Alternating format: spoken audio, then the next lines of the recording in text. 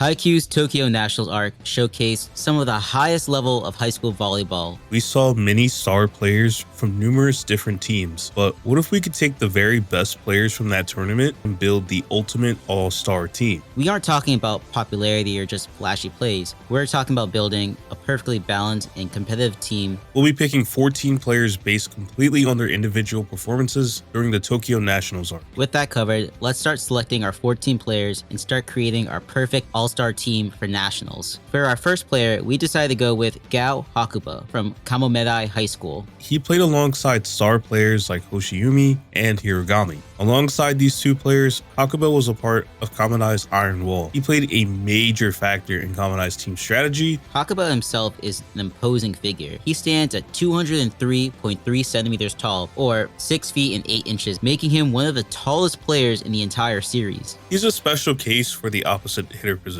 because he's a towering blocker and provides that iron wall effect for this team. And outside of those defensive skills, he's still a very reliable attacker. His spikes were powerful and hard to receive because they just came from such an exceptional height. In an all-star team context, he's a great candidate. With that, let's go on to our next player, and we decided to go with Atsumu Miya. Atsumu is widely considered one of the best high school setters in Japan. His pinpoint accuracy makes him one of the best setters in the series. He can consistently deliver fast, clean, and well-timed sets from virtually any position on the court. He's even capable of adapting sets midair, adjusting the blockers, or setting from difficult angles with ease. On top of being the best high school setter in Japan, Atsumu is also the best high school server in Japan. He has mastered both spike serves and jump floaters. He alternates between both serving techniques to keep his opponents guessing, and he ultimately uses these techniques to create more opportunities for his team to gain momentum and try to win the game. Atsumu is also a capable defender, and he can contribute in blocks or receiving when necessary. All around, Atsumu Miya is a top-tier setter. It was really a clear choice to have him as a player on our all-star team. Let's talk about our first middle blocker pick. Hirogami is a block specialist. He's one of the most effective and technically sound blockers shown in the series. He was considered the cornerstone of Kamomedai's blocking game. Hirogami is highly skilled when it comes to read blocking. His ability to read the setter and hitter simultaneously makes him one of the most standout blockers because he can observe almost every part of the play and then narrow down the best options and then move to that spot in the best time. Hirogami also knows how to do a jump float serve. His jump float can actually be compared to Atsumu's, as it slowly floats and suddenly travels fast. While he might not be as flashy as other middle blockers, he's very technically sound and he's extremely consistent, especially while under pressure, so we thought it was an easy choice to have him as a middle blocker for this team. And for our first outside hitter, we definitely thought we should go with Sakusa, regarded as one of Japan's top 3 aces, even as a second year. We all know Sakusa's standout feature is his highly flexible wrist. He's able to add this devastating spin on his spikes and serves, which makes it extremely difficult to block and receive. His jump serve, enhanced by his wrist flexibility, is also powerful and difficult to handle, as he can target specific spots like the seam between players. Sakusa is an all-around beast, and he's a textbook definition of a complete ace, and he is the kind of player who can be trusted in any rotation for any situation. But moving forward, let's talk about another ace that we'll be having on our team, Bokuto. Bokuto is one of the most explosive and charismatic players in Haikyuu. He's introduced early in the series as Fukurodani's ace, and during the Nationals arc, he proves himself as one of Japan's top 5 aces. One of Bokuto's most impressive abilities is definitely his technique and accuracy. He's often seen hitting these crazy razor-sharp line shots and these dangerously sharp cut shots. He's able to hit through the smallest gaps and even hit in between blockers with enough force to break through them. Bokuto is also very good at wiping and doing blockouts. Bokuto has to be on this team. He's a high-volume scorer and he can perform clutch plays under pressure. But now we're going to pick our second middle blocker, which will be Kuro from Nekoma. He is a blocking specialist who excels in analyzing an opponent's movements and setting up effective blocks. His expertise in blocking is one of the greatest things about Nekoma's team. He's able to do all these different things with his blocks, whether it's shutting down opponents, making receives easier for his team. He's just a beast at blocking. He's able to do so many different techniques. Kuro is extremely efficient in digging and receiving, especially during those serve receives. And we We think that these skills would be a great fit for this team that we're building. He's also an impressive spiker. He's extremely versatile when it comes to offensive plays. He could contribute in almost every phase of play if you truly think about it. Moving on, for our first libero, we'll be adding Komori Motoya from Itachiyama Institute. He is widely regarded as one of the best liberos in Haikyuu. He's known for having elite defensive abilities. He's also shown to have great court awareness, as shown during the All Japan Youth Camp. After he would make a receive, he immediately removed himself from the path of the back row attacker. In an all-star team, you definitely want a libero who can give you stability, especially when it comes to those serve receives and those in-game plays. He is that composed libero who can keep your team together and also keep up with some of the toughest spikers. Let's talk about our second choice setter. No one else but Kageyama, coming from Karasuno. He's known for his incredible technique and game sense. His most prominent skill is his ability to accurately determine a ball's trajectory and toss it to the exact point. Early on, Kageyama relied mainly on instinct and skill, but by nationals, he becomes a much more strategic and well-mannered setter. By the time Karasuno reaches nationals, Kageyama's jump serve has become a reliable weapon. He was shown scoring many service aces and even adding a side spin to avoid the receivers. Kageyama is very tall, which helps him a lot in the blocking department. Kageyama's blocking abilities is extremely underrated because throughout the tournament, you could see Kageyama step up and block very impressive players like Aran. So all around, he's just this elite level setter who can do pretty much everything. It's actually pretty difficult to see who could be better, either Atsu or Kageyama. So we didn't even want to have that conversation because just both of them should be on this team. Right, I definitely do think both players are absolute monsters, and they both possess the abilities to start as a setter in this all-star team.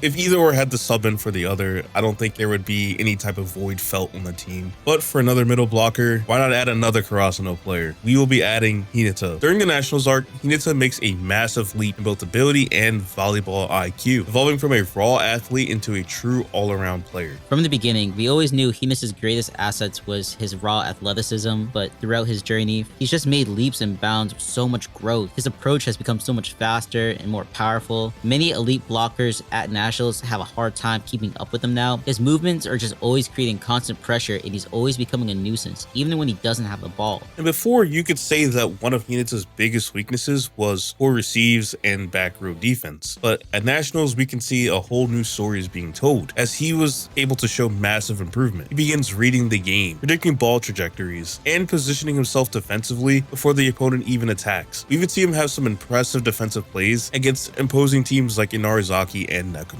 Throughout his journey in the series, he's become one of the most dynamic and unpredictable players. You definitely need Hinata because he's just a tactical nightmare for opponents. And moving on, let's talk about our second libero. Yaku is one of the most technically sound liberos in Haikyuu. He is the backbone of Nekoma's defense-first philosophy, especially during nationals. He is so gifted at defense that he keeps his team alive on so many different levels. He's extremely quick, tenacious, and agile. His game sense is also on a whole nother level. He's exceptional at reading attackers and just coming up with the best plans, counter them, and then create the best opportunities for his teammates. Yaku brings dependable serve receive, excellent digging against powerful hitters, and defensive organization. All things that your team is definitely going to need. Now that we have both liberos, let's move on to another hitter. Hoshiumi is just Little Giant 2.0. He's one of the most elite and well-rounded players, and he's shown to be excellent at just about anything. This guy can just do it all. He has a massive jump reach despite his height. He times his jumps perfectly, and it allows him to hit at angles most defenders can't even anticipate. Hoshiumi can combine all of this with just pinpoint precision, and he can even use the skill with a serve. Hoshiumi has demonstrated one of the most powerful and accurate jump serves during the national arc. He was shown to score many service aces and even use his serve to benefit his team's serve and block system. You can't forget that alongside Hiragami and Hakuba, Hoshiumi forms Kamabadai's version of the Iron Wall. He possesses great read blocking, and he is shown to be extremely effective throughout the tournament. And he could be a game changer. Even if he's a starter or sub, it doesn't matter because Hoshiumi is coming in and making an amazing impact. I think almost any team would be happy to have him. For the next middle blocker we're going to pick, it will be Suna from Inarizaki. Suna stands out not for raw power or height, but for his unorthodox technique, sharp instincts, and incredible body control. He has exceptional timing and reads opponents extremely well. Suna also has incredible core strength and flexibility. He's able to throw off any any blocker because he gets into this non-standard hitting form to make it extremely hard for the blockers to read, and he just creates some of the most insane and precise spikes in the whole series. His attacks don't always look powerful, but they are precisely placed and unpredictable. He can hit into the seam between blockers and use unpredictable angles rather than brute force. Suna gives you a very steady presence, whether it's using his unpredictable spikes or using his unpredictable read blocking. That being said, let's move on to one of our last hitters, Kiryu from Muchinazaka. Haikyu is one of the most underrated yet formidable top tier aces in Haikyuu. He's a talented player and he's considered one of the top 3 aces in Japan. He even has a powerful spike that rivals Ushijima's, and he's able to easily dismantle 3-person blocks. Kiryu's spikes are so devastatingly powerful. It doesn't matter who he's going against because he's gone against strong blocking teams and strong receiving teams, but both of them struggled to counter his attacks. He's shown to have an incredible jump serve, extremely powerful, extremely accurate, and he has been shown to score many service aces, and then he can also just aim the serve at very difficult spots for his opponent, so he's just always able to apply pressure no matter where he's at. This is definitely the type of player you want on your team. Having him aboard would bring the presence of a reliable scorer and a calm personality who could absolutely stabilize the team when needed. Now, we're at the place that you all have been waiting for, our last opposite hitter, Osamu Miya. Osamu is often overshadowed by his brother Atsumu, but make no mistake, Osamu is an excellent wing spiker and one of the most well-rounded players in Haikyuu. During the Nationals arc, he actually plays a very crucial role on an Arizaki. Like Atsumu, Osamu also has a high volleyball IQ. Osamu can read the game at a very high pace. He's been shown to have very solid serve receives, and he can calmly play under pressure and then also deliver these powerful and tricky plays, which can help balance his team's foundation. While Atsumu thrives off chaos and intensity, Osamu on the other hand is very calm, grounded, and steady. His composure helps stabilize other more emotional players like Atsumu or Suna. Osamu is the type of player that every team needs. Players like him are the glue of the team that hold everybody together and keep the team working. Since we just selected all of our players, let's move on to the fun part of the video, building the team and the team's philosophy. One of the first things we wanted to utilize in this team was a specific system, and seeing all the best players throughout the tournament, we thought it would be a good idea to utilize Kamomedai's elite serve and block system. The primary strategy is to start off with a powerful serve, which is aimed to break the opponent's formation and then counter by using an effective block. Their blocking is among the best in the nation.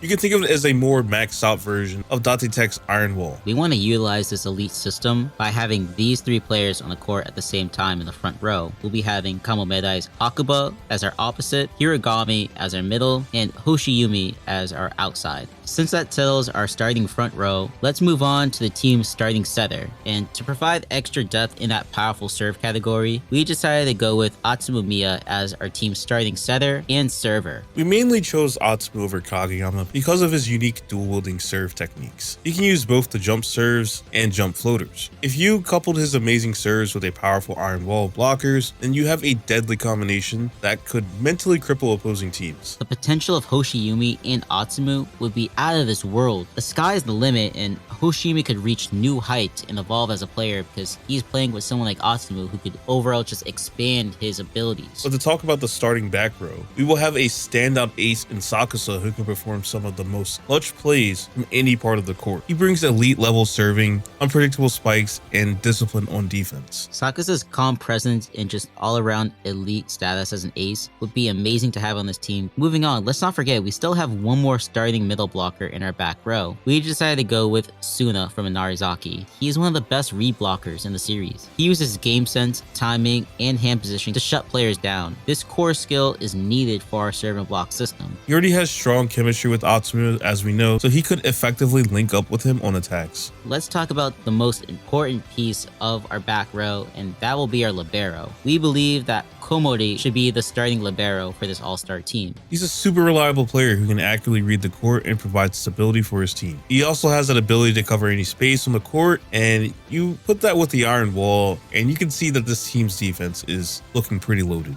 absolutely stacked. We have reblockers who can adjust to almost anybody, and even if you can manage to get past this wall, there's still a top-class libero in Komori who can adapt and cover any gaps the team's defense. Linking up Komori with Sakasa is very important because they play for the same team, and if you also notice, we also have Suna and Atsumu who also play for Narizaki, so they have some chemistry together. And then you also have Hoshiyumi, Hiragami, and Hakuba who all play together at Kamomedai. And then also, if you look at the whole picture all together, you see that Sakasa, Hoshiyumi, Atsumu, and Komori all played together at the All Japan Youth Training Camp. So this team is filled with chemistry and they definitely know how to work together. But let's provide a little bit more reasoning to our philosophy. Defense wins championships. In volleyball, you need both offense and defense to win titles. But serve, receive, and transition defense are arguably the most critical points. Arguably, serve receive, or the first touch, is the foundation of every play. A consistent serve receive allows the setter to play at their best abilities, which also allows the spikers to perform at their best abilities if they can get such great sets. So it's very important to focus on having a team with strong servers and strong serve receives. So we wanted to have a game plan that could bring everyone together and bring the best out of each other, and we mean everyone because every player on this team will play. These are some of the best players in Japan, and any team would be lucky to have them, so we'll be using every single one of them regardless. In high school volleyball, teams are allowed to make up to 15 substitutions in each set. For one of our first substitutions, we definitely think one of the most important things is having Hakuba, whenever he goes into the back row, sub out with Osamu. We say this because Osamu is definitely more well-rounded and he's much better suited to help in the back row. He can help in the serve reception because we know his passing is top-notch. On top of that, Osamu can also act as an emergency setter if needed because his sets are super solid. Osamu can definitely contribute to the team's serve and block system. He can do a jump serve, and he also tends to wait the entire 8 seconds after the whistle before he serves. He does this because this time adds extra stress to his opponent and can throw off their own sense of timing. By doing this, he can further add stress to the opposing team and then help the team build up better plays for easier blocks. When Suna's up to serve, then we'll sub in Kuro. He can use his strong jump serve to help disrupt the opponent's formation. After serving the ball, he can even stay on the court during back row offensive phases because he's capable of doing a back attack. Obviously, if he wanted to, then he can stay in the back row if needed because he's just very capable at receiving and passing the ball. And just like Osamu, Kuro has much better all-around abilities when it comes to receiving, passing, and just all-around reading the game. He'd be much more valuable in the back row where he can just play to his best abilities and just keep the team together. We definitely want to use Hinata off the bench because we think Hinata could be used as a spark plug and he could be an ultimate game changer. He can use his abilities as a decoy to further bolster the team's offense. That being said, adding Hinata would diminish the serve and block system, so that's why we will only use him as a game changer on the bench. He can come like a super sub and change the game by switching the team into a more offensive approach. Plus, the benefit of having both Kageyama and Atsumu is that both can execute the minus tempo quick set, so both setters can properly link up with Hinata. On top of that, Hinata did step up his defensive abilities, so while he might not be the best at blocking, he is leveled up exponentially on receive, so he can still step back and help the team when it comes to receiving. So he could play very well in these tight rallies, keep the ball up, and then use his great decoy abilities to just bolster the team's offense. It's not perfect for our serve and block system,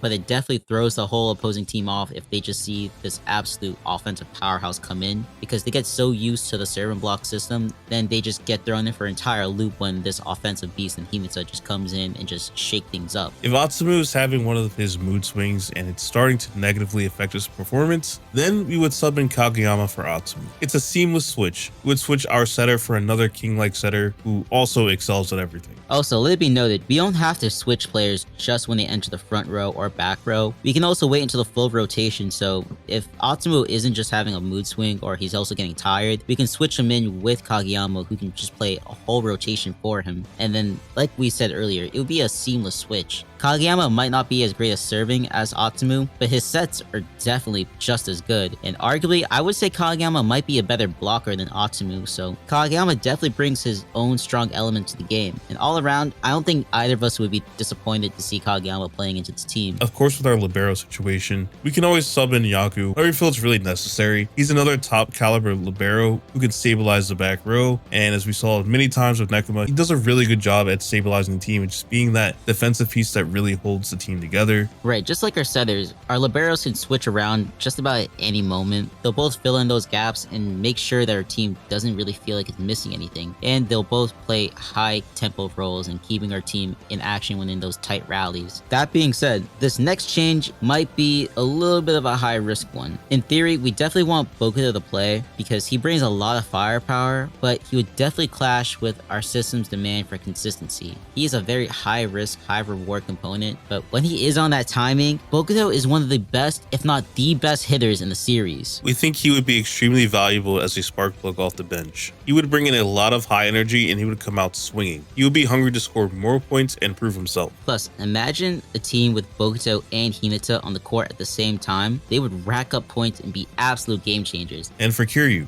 can contribute to both fronts within the serve and block system. First off, his height, timing, and discipline make him a formidable net presence. A player who's just consistent, calm, and can play on both the serve and the blocks would just be perfect for the system because he can just sustain pressure and then overall make the opposing team feel more of that sustained pressure. As an outside hitter, he would definitely stay in the game longer than Bokuto because his abilities fit the serve and block system better, but we still want to keep these spark plugs like Bokuto and Hinata because their unpredictability just allows way more chances for this team to maybe fuse both the serve and block and then outstanding hits from all angles. Either way, we have this idea for our all-star team and we definitely want to know what you guys think. We tried to pick the best of the best and then make a system where all of them could work together while also focusing on chemistry as well as abilities because we know not everyone can play at the same time, but if we're able to switch people around and use subs to the best of our abilities, we think everyone can come in and play a strong factor. Definitely let us know how you think our team would do in the Nationals as well. I do definitely believe that we created something really good here, really special, and of course, me just being a fan of the more defensive-minded stuff, I am really liking the way this team is set up currently. How far do you think this team would make it in Nationals? Because I'm not going to hold you. I think this team would win the whole thing. I think the same. And as always, if you did enjoy the video, please consider giving a like, comment, or subscribe to the channel. And as always, we do have a link to our community Discord, and that link can be found in the description of this video below. Thank you for sticking to the end. It's Tev. And it's Lotus. Peace.